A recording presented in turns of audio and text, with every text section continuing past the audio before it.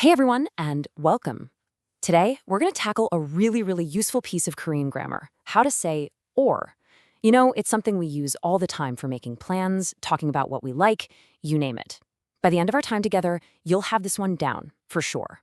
So let's just jump right in. Okay, so think about it. How many times a day do you make a choice?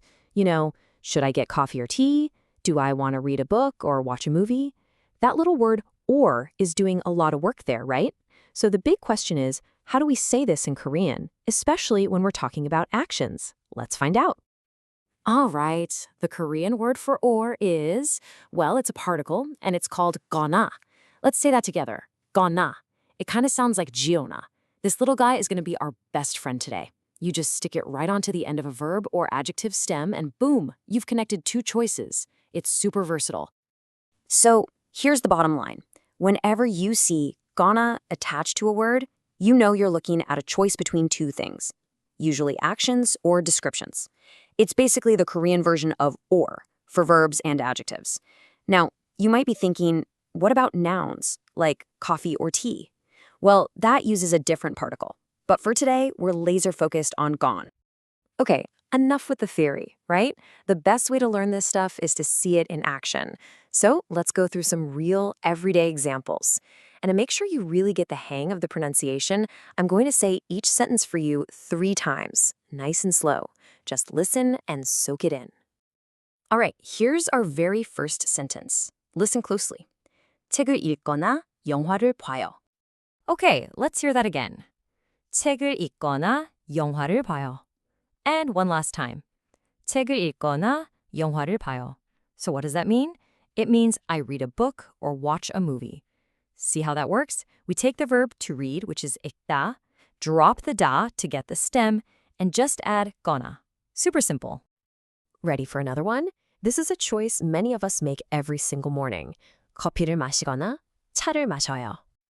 Let's repeat that. 커피를 마시거나 차를 마셔요. One more time for good measure. 커피를 마시거나 차를 마셔요. And this means I drink coffee or tea. Again, you can see we're taking the verb to drink, 마시다, and attaching our magic particle, 거나, to give us that choice. Okay, so this is where it gets even more interesting. 거나 isn't just for simple things like coffee or movies. Nope. You can use it to talk about your plans, different possibilities, or even to give someone a little friendly advice. Let's check out how flexible this thing really is. So imagine someone asks you about your weekend. Here's what you could say. 주말에 산에 가거나 쉬어요. Let's hear that again, a little slower. 주말에 산에 가거나 쉬어요. And once more, 주말에 산에 가거나 쉬어요. This translates to, I go hiking or rest on weekends. So you're giving 2 possibilities for your weekend plans, connecting to go, 가다, and to rest, 쉬다. Easy, right? Okay, now for that advice I mentioned, this is a really nice, caring thing to say to someone. Listen. 피곤하거나 아프면 쉬세요. Let's listen to the flow of that one again. 피곤하거나 아프면 쉬세요. And one last time.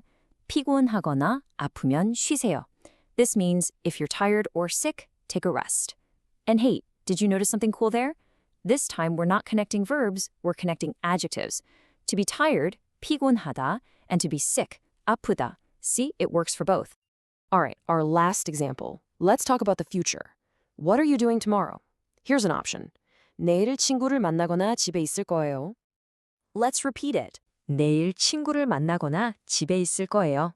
And our final repetition. 내일 친구를 만나거나 집에 있을 거예요. This one means I'll meet a friend or stay home tomorrow. And look at that. It works perfectly with the future tense.